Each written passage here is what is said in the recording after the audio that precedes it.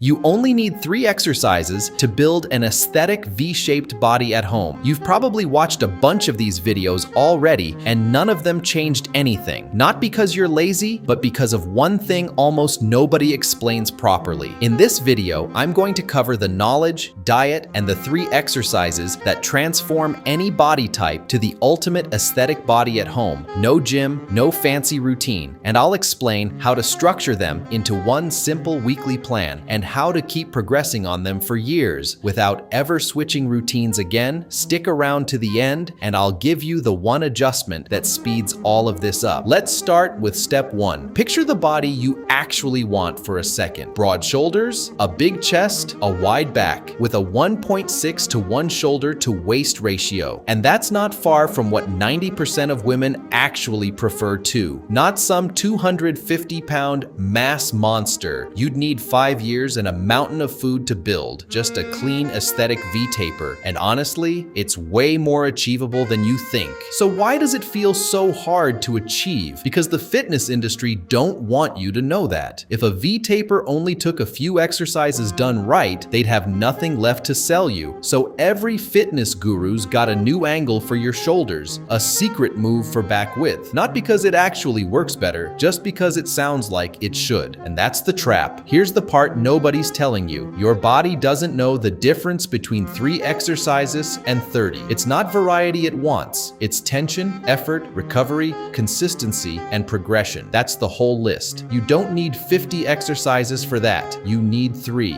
The 3 angles. Push-ups. Let's start with the push-up. It's the classic movement everybody knows. But here's where most guys mess it up. Bad form. If your form's off, you're not actually hitting your chest the way you think you are. And worse, you're setting yourself up for an injury down the line. So keep it simple. Core squeezed, butt tight, whole body locked into one straight line from your shoulders to your heels. And that's not just a push-up roll. That's the standard you're to on every moment in this video. Now, here's why the push-up earns its spot at the top of this list. It's not really one exercise. It's a dozen exercises hiding inside one movement, depending on how you angle your body and your hands. Want to hit your triceps harder? Bring your hands in close. Diamond push-ups shift the load straight into the back of your arms while your chest still stays involved. Looking to target your shoulder instead? Pike push-ups or pseudo push-ups will get you there. No equipment needed. And once the standard version starts feeling too easy, and eventually it will, that's not the finish line. That's your cue to progress. Elevate your feet and you're adding intensity directly to your shoulders. Add a deficit by placing your hands on blocks or books, and now you're stretching deeper on every rep, which means more tension, which means more growth over time. Strap on a weighted backpack and you've just built yourself unlimited progressive overload. No gym membership required. Legs. Now let's talk about legs. The day everybody dreads and everybody skips, but you can't skip it because your legs aren't one muscle, they're an entire system working together. Quads, hamstrings, and calves, all pulling their own weight. And here's the problem with the regular bodyweight squat specifically. Past a certain spot, it just stops doing much for you. That's exactly why the Bulgarian split squat is your best friend here. Single leg, way more demand per rep, and you can dial the difficulty up however you want. Slow the tempo down, add explosiveness at the top, or just go deeper into the stretch. That deep stretch at the bottom of the movement loads the quads harder than almost everything else you can do with just your body weight and 0 equipment. If there's one underrated move that deserves a permanent, non-negotiable spot in your routine, it's this one: pull-ups. Now for the movement that actually builds the V-taper. If you've been doing lat pull-downs at the gym thinking they're the same thing, forget that comparison entirely. The second you start doing the real pull-ups, you'll feel your back respond in a way a machine just can't replicate. And that response is exactly where the width comes from. This is the one movement in this entire routine I'd tell you never to skip. Can't do one yet? Don't stress about it. That's completely normal, and there's a clear path there. Dead hangs build your grip and shoulder stability. Scalp pull-ups teach your back to actually engage instead of your arms doing all the work. Negative pull-ups and jumping pull-ups build the strength curve you need until a full rep becomes possible. possible. And once you're comfortable then, try the chin-up variation. Same back activation as the pull-up, but the underhand grip shifts more onto your biceps, almost mimicking a bicep curl at the top of the movement. The plan. Now here's the part most guys get wrong. You don't need a complicated plan to make any of this work. You need one so simple. Here's the weekly structure. Monday, push-ups, 4 sets. Tuesday, pull-ups, 4 sets. Wednesday, squats, 4 sets. Then you repeat it. Thursday, push-ups again. Friday, pull-ups. Saturday, squats. Sunday, you rest. That's the entire plan. Don't add 10 more exercises next week just because you got bored. So, what are you actually working toward? 4 sets of 30 clean push-ups, 4 sets of 15 clean pull-ups, 4 sets of 30 clean squats, 3 minutes of rest between every set. Come back next session and beat it by 1 rep. Do that consistently for 3, 4, 5 months straight.